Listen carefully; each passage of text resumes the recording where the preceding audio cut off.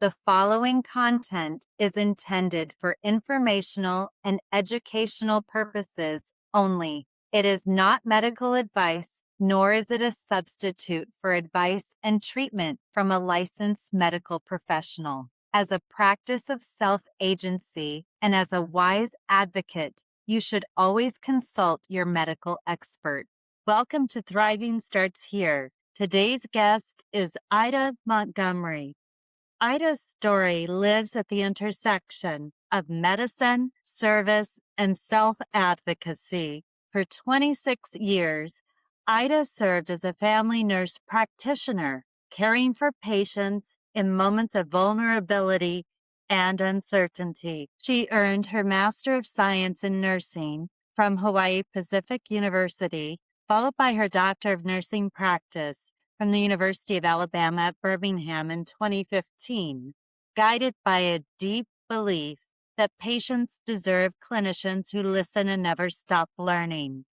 Ida has also dedicated 24 years to active duty in the United States Army, retiring in 2018 as a lieutenant colonel. Her military service shaped her leadership, discipline, and unwavering commitment to care, values that carried seamlessly into her medical practice. At home, she is grounded by family. She has been married for 30 years to her husband, a retired Black Hawk pilot who served 20 years on active duty. And together, they've raised 2 children, a 20-year-old son and an 18-year-old daughter, who continue to inspire Ida's resilience and purpose. At the age of 47, Ida's life changed when she discovered a breast mass. Just 8 months earlier, she had received a normal mammogram, and due to her age and perimenopausal changes, she was initially told it was likely a fibroadenoma.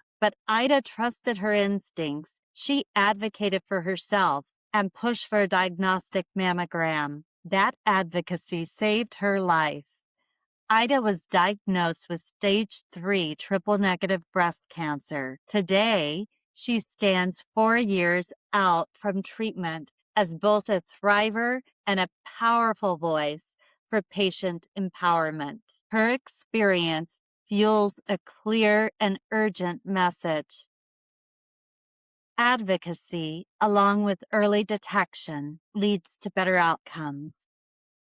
Ida believes all women must have access to screening and diagnostic imaging, that women must be encouraged to advocate for themselves, and that medical professionals must listen because women know their bodies. She encourages every woman, whether healthy, at risk, or in treatment, to saturate her journey with self-awareness, knowledge, and advocacy. Breast cancer transformed Ida's perspective from clinician to patient, from leader to learner, and deepened her understanding of what it truly means to heal. She shares her story so no woman feels dismissed, unheard, or alone. It is an honor to introduce Ida, a clinician, veteran, thriver, our passionate board leader, and an equally passionate advocate whose voice represents both expertise and lived experience.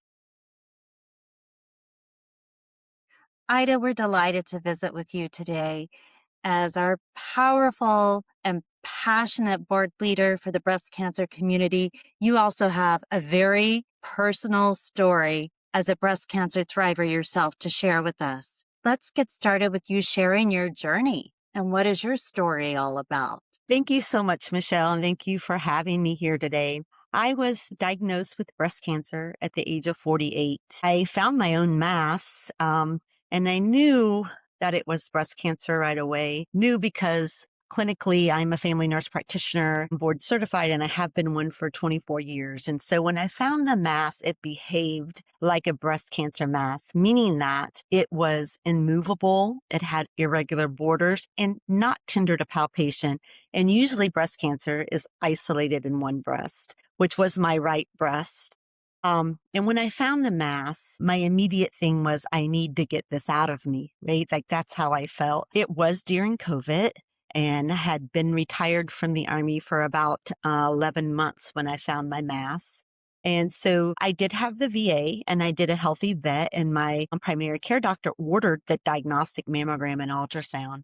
But when I went to get it scheduled, because right when COVID started, there wasn't any COVID vaccines or anything at that time, but there was a lot of decreased appointments to get things done because of the COVID. When I got the order and went to schedule it, it was going to be 12 weeks. And to me, that just wasn't acceptable. I thought 12 weeks, this is a new mass and a 48-year-old female, and it's going to continue to grow.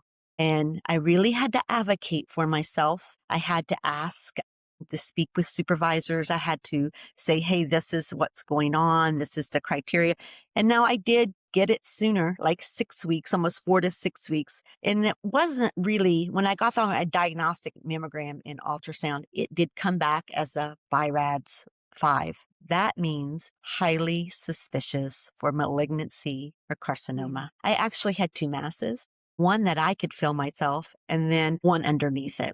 And so I did talk to the radiologist. I asked to speak with him, and he basically told me, this is breast cancer, highly suspicious. You need a core biopsy like now. And I did contact my doctor again, and the order was placed, and it was kind of the same thing. Even for the core biopsy, they were, backlogged because of COVID. I had to do the same thing. I had to ask to speak with someone and basically say, I have breast cancer. This is a BIRADS 5. I have children. This is going to continue to grow. Please help me. And each time it was a nurse that helped me and said, we're going to move you up on the schedule. This is a higher priority. And I was able to get the core biopsy in about 4 weeks. So this time I'm about 10 weeks from when I found my own mass.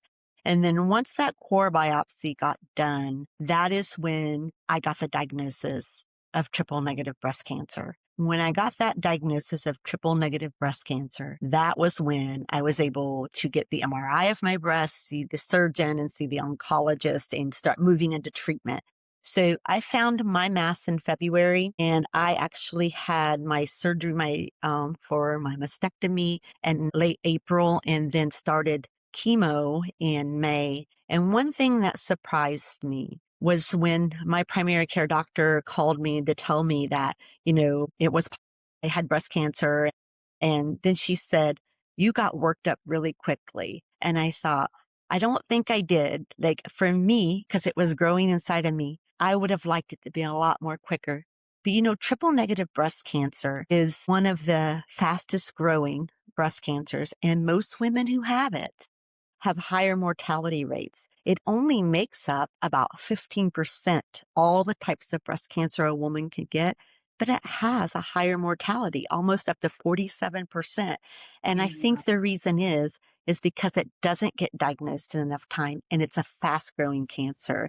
And so I didn't have risk factors, right? When you think about risk factors, I had no family history of breast cancer. I have no comorbidity issues like hypertension or high cholesterol or diabetes. I'm not overweight. I don't smoke.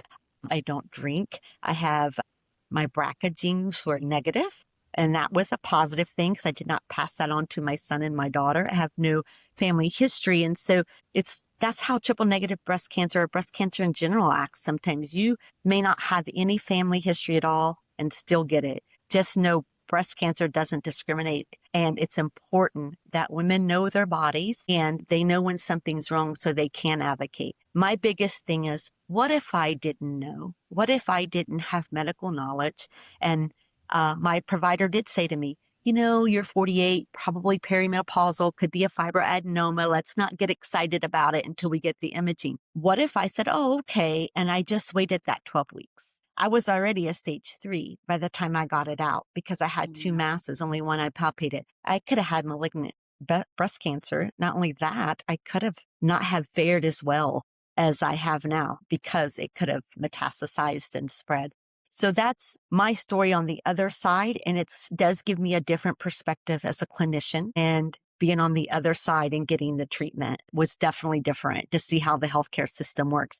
When you work in the healthcare system and you see patients and stuff all the time, it's way different being the patient. But that was my story with how I found it and then how I got my treatment and went through it with breast cancer. And you were definitely a strong advocate for yourself. Another thing I'd say about triple negative is it tends to impact younger women. So that It gives does. you another reason to look away. Well, I'm young, I'm strong, I'm healthy. I can't have breast cancer. Yes. Yes, that's absolutely correct. And we see it in higher incidences in African American and Hispanic women as well. Yes. And, when I said triple negative breast cancer, I'll be very honest with you. I knew about ductal carcinoma in situ. It just wasn't on my radar that I had triple negative breast cancer. And I myself had to go back and look at like what's triple negative breast cancer, who gets it, the risk factors, who gets it, what's the treatment options for it. And then that started the journey right into treatment. And I did 16 rounds of chemotherapy and I did 30 rounds chest wall radiation. Yeah. What do you want women who have been diagnosed or men with breast cancer to know? Well, I want them to know that everybody's journey is different. We all start with it at a different place. We have different types of cancer. We have different support systems. We have different financial systems. We have our support there as well, I should say. And some of us don't have access or we don't have the knowledge, those kinds of things. And I think when we look at women's journeys and men, we shouldn't compare one to the other because we're starting at different places, different health, different, vitality is where's, health concerns versus not health concerns. And so one thing my oncologist would say to me all the time was, oh, I wish all these women that came in here would, not complain and stuff like you. I had the bone pain. I lost all of my hair. I had the metallic taste in my mouth. I had nosebleeds in the morning and headaches. I didn't complain because I knew it was a side effect of chemo. But not everyone's going to know that, that's just a side effect of chemo. They just not really can't do anything about it. It's just going to have to go through it. And so I think being kind to yourself, and when you do look for support, because there's support systems out there, look at things that are positive, that's going to be uplifting for you. And then your mind is very strong. And when I say that, I know there's days that are not going to be good. All go through them and we all have them, but think positivity. There's different Mhm. mantras you can say. I'm strong. I'm healthy. My body's going to make it through this for another day, right? One thing I would say is if I wake up in the morning, I got it from here. And so if you believe in God or whatever religion you believe in, for hope, if you want to journal, like, how are you doing? Some people want to write it down. For me, I did not. I did not want to go back and remember how I felt on certain days. And so for me, it was every day, every time I did a treatment, I felt okay. Every day when I wake up the next day, let me wake up, I got it from here. And even if I didn't feel so well, I got it from here. I woke up and that was a blessing in and of itself. And so how can I go through the day? And I also tried to keep things very normal. And I'll tell you, a lot of people in breast cancer do. I didn't quit my job. I continue to try to do the same things, like drive my kids to school and do things that I would normally do around the house. One, it kept me busy, but two, I didn't quit my job because I knew I was going to have a life after breast cancer. I I mentally said, this isn't going to kill me. Breast cancer is survivable. Not everybody dies from it. I do know that there are mortality rates associated with it. I'm going to do everything I can to fight it. And whatever happens, happens. I know that I gave it my best shot.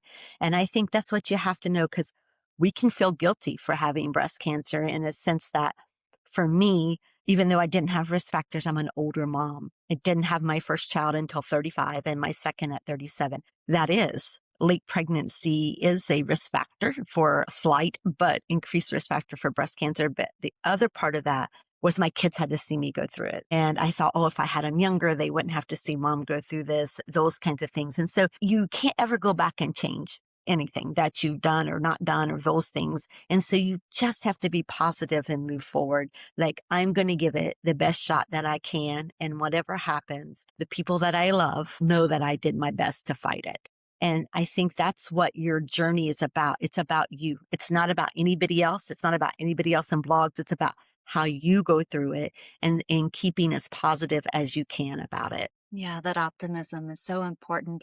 And I call it the 1-2 punch because you were optimistic. You figured out what worked for you, what was going to boost your spirit with your mantra, and how you were going to perceive day in, day out life, because you're not dying every day. So don't live it like you are. That's really important, to plan for a future, to plan for that day, and to find joy in the small things. But the 1-2 punch is, it's not just about optimism, which you do a great job of, but advocacy, which you're phenomenal at.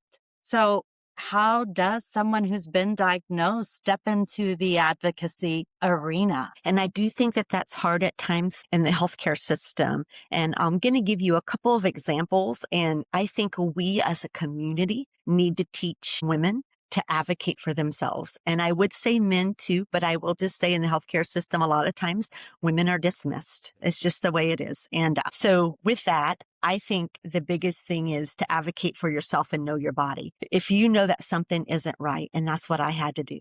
I could have just went ahead and said, oh, this is a fibroadenoma. But I thought something, I knew, for me, I knew. But I had a mass in there and I wasn't comfortable just waiting to get it. And so therefore, if you feel a mass in your breast and someone says, oh, you're too young, because we've seen breast cancer in younger women. You're too young to have breast cancer. Let's just keep an eye on this. It does not hurt to do a screening mammogram and ultrasound, diagnostic mammogram and ultrasound, so you can see that mass, right? If you don't have insurance or it's a health department, I'm going to tell you, know your community resources.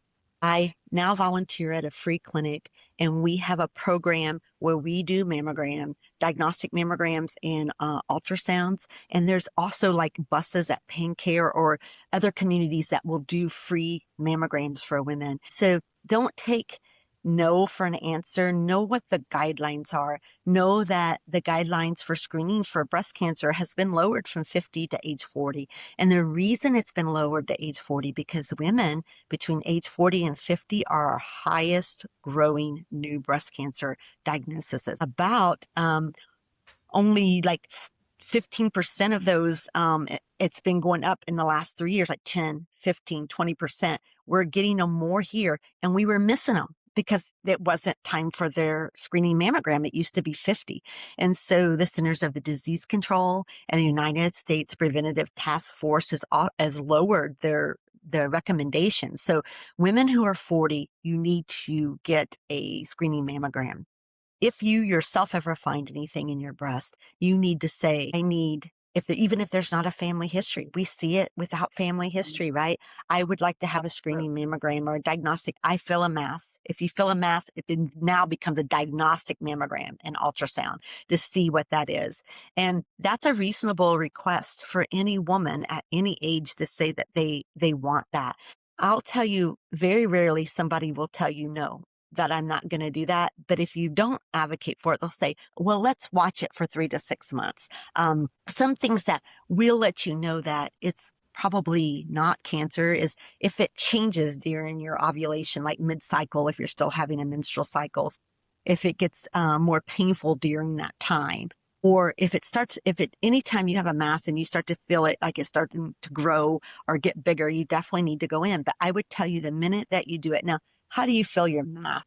Self-breast examinations are a really powerful tool for women, although they don't always recommend it anymore to do it because it increases they say it increases paranoia or alarm in women when they're just like fibrocystic, or they might have fibrocystic breasts where they have multiple lumps. When you have multiple lumps, it usually is fibrocystic. Fibroadenoma can be small, marble, movable. Breast cancer is usually non-movable. However, those are just characteristics. So advocate for yourself. I want a diagnostic mammogram and ultrasound, and know your breasts, know what they feel like, in the shower, that kind of thing. Anything that causes your breasts to dimple in or retract is a fixated mass. And that is something you need to get checked out. And I would say when you go to your doctor, say, these are the guidelines and this is what I want because of this is what is in my breast and I need to know.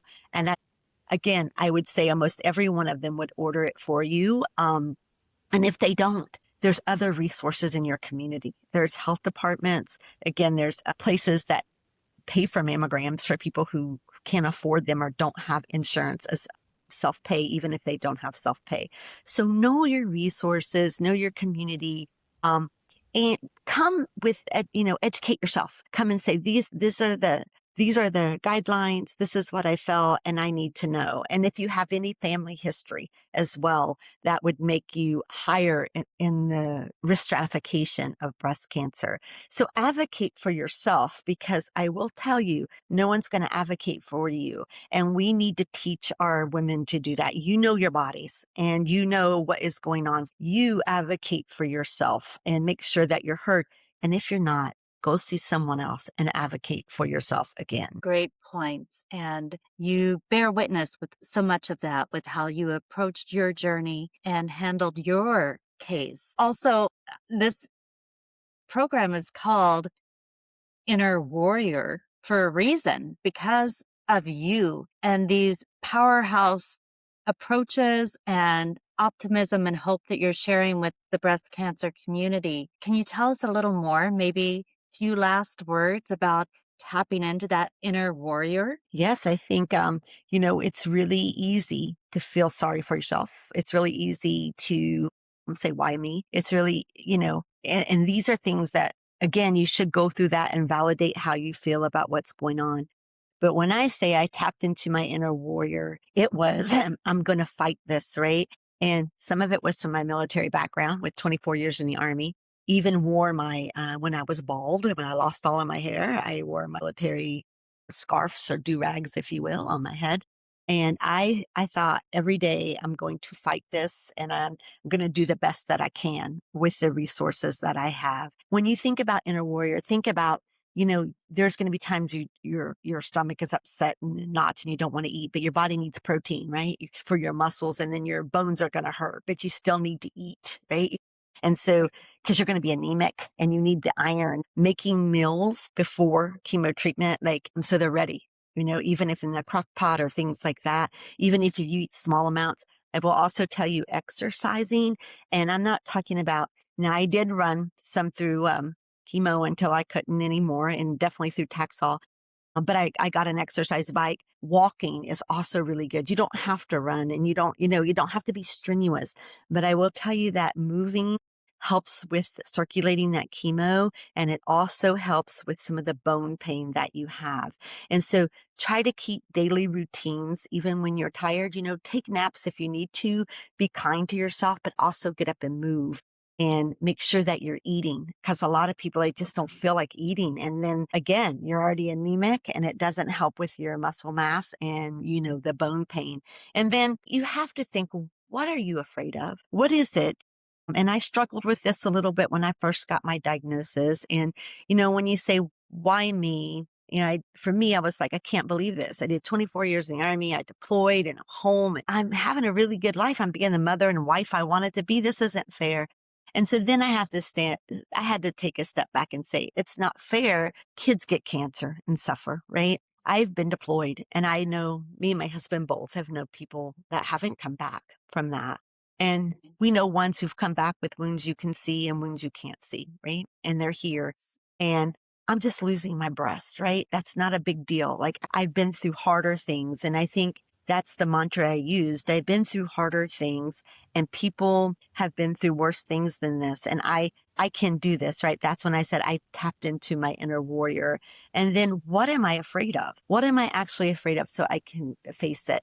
And when I kind of really drilled down, for me, it was right before I started chemo. What was I afraid of? It was chemo.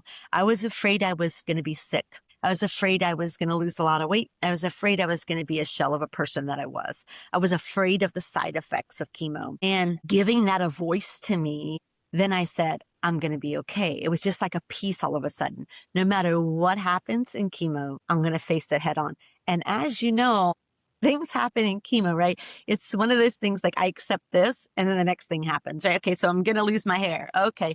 My husband shaved my head. I was bald. That's okay. Then I lose my eyebrows and my eyelashes. So it's not only one thing, like, I'm going to be sick to my stomach. And then, I'm also going to be anemic and not feel as well. Or, I'm going to have nosebleeds and head things you don't know, the peripheral neuropathy you get with Taxol if you're on that one. So I just had to keep adjusting.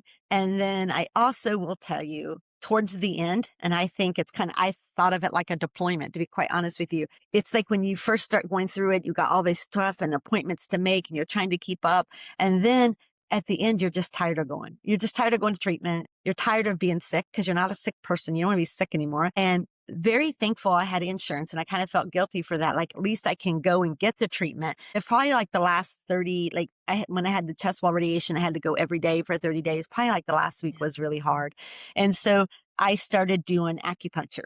Did it help? I don't really know, but it's self-care. I laid down and listened to music while somebody put little needles in me. And whether it helped or not, it was something I felt like at least I'm trying to do something because I was just kind of feeling overwhelmed. And I think you should acknowledge that. I think you should have a support system, a friend that you can call, somebody that you can talk to and say, hey, I'm just not feeling so good today. I had people praying for me all over it. I mean, a shout out to all of my friends in the military. They were absolutely great. And they had people praying for me. And I really felt supported with my sisters in arms in the military that really reached out.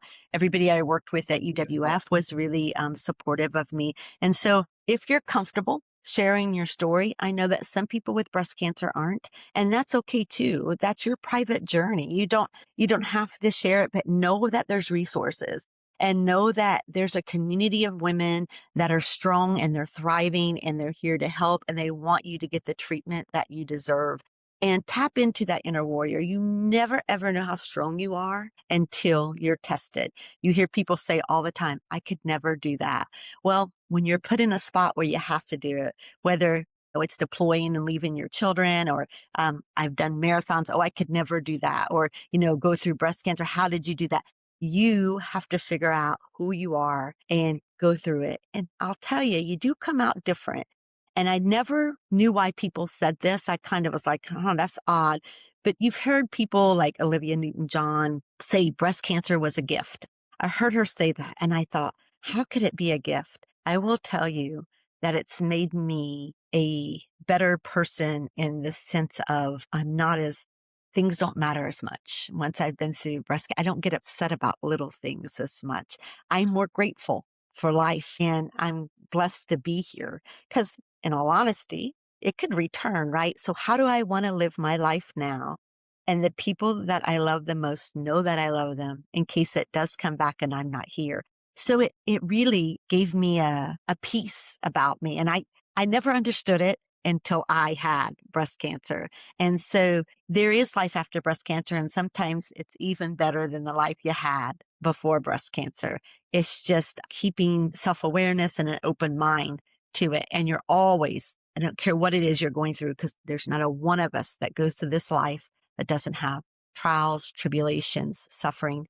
You're stronger than you think you are. Yeah, beautiful words to land on. Thank you so much for sharing your story today and inspiring all of us to be strong and to know that we can get through this. And attitude is half the battle, and the other half Mhm. is being your best advocate for yourself and looking out for your best interest and your treatment. Yes, and I would like to end with saying that anybody that's watching this, I really recommend that you look at resources like Beyond Pink Foundation and the different programs they offer.